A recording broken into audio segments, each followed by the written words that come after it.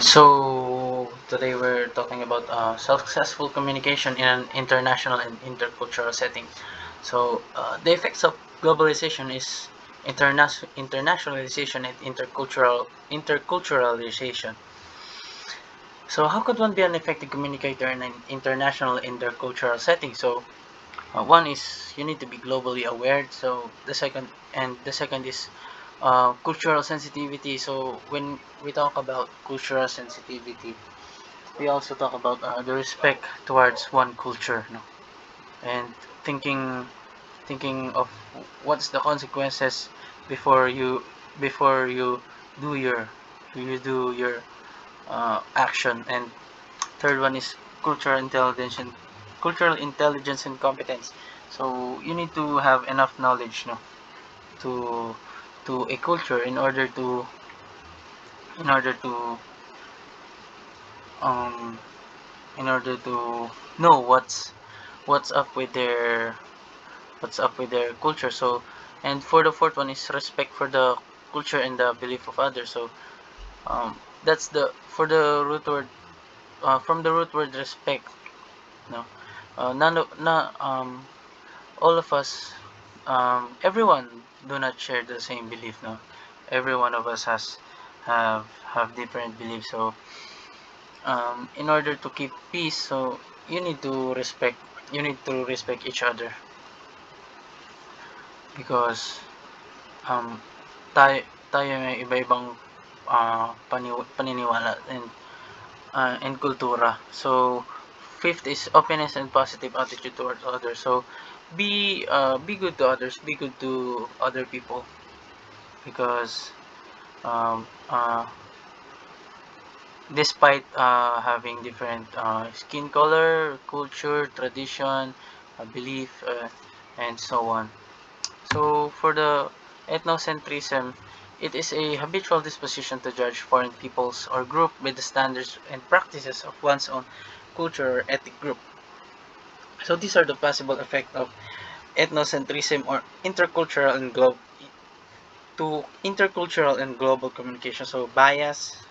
So when we talk about bias, all of us have biases in our life, no? And lahat naman tayo is may kanya-kanyang kinakapihan, um, and belief. So I think that's a factor, no? If you try to influence na if to try to influence other people na, uy, bias ko to. This is my bias and this is my belief. So you need to also believe in on this. So that's the effect. And for the second one is discrimination. So discrimination happens a lot now until this day. The ones that are experiencing this kind of treatment is the black people, um, um, Asian, no?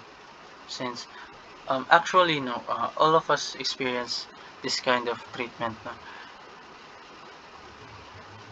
But we can overcome this one, no? If we be if we try to become good to each other. So and the third one is miscommunication.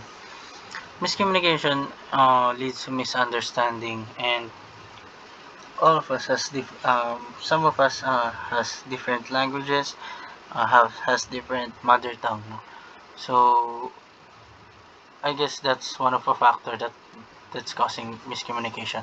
So for the prejudice, loyalty, and division.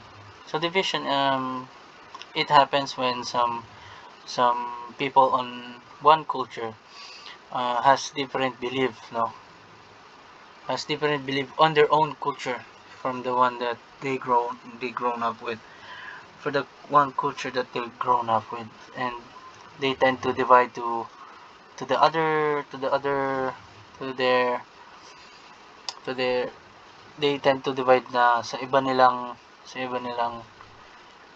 kasama dun uh, sa lugar na yun, in order to preserve their belief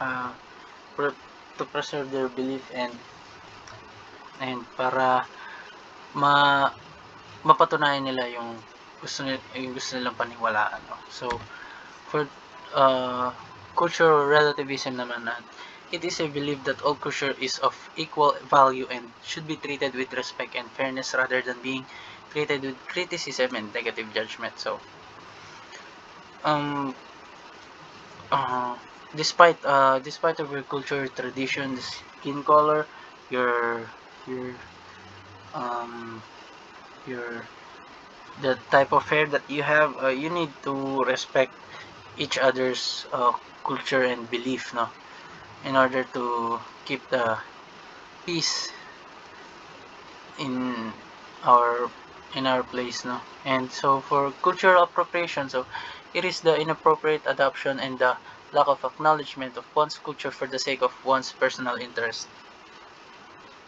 So I saw this one video on Facebook, no, a woman performing a theater show na she's wearing a bahag, and she's dancing, and then this what Igorot it reacted to the video na he said na it is disrespectful to their tradition, no?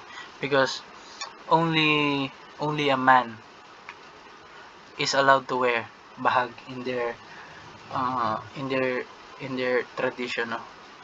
So it he said na it is absolutely disrespectful for them to watch that kind of show, theater show, to be shown publicly, especially they're showing the inappropriate use of clothing of Igorots. So for the cultural appreciation, it is the manner of giving honor and respect to one's culture. So from the root word respect and appreciate, no, you need to respect uh, one's culture and belief, no, in order to keep the peace, because lahat naman tayo is may sari-sariling paniniwala, sari-sariling kultura, on different traditions, and that is a factor in order to keep the peace and uh, love among us. Yeah. So that's it from my part. Thank you.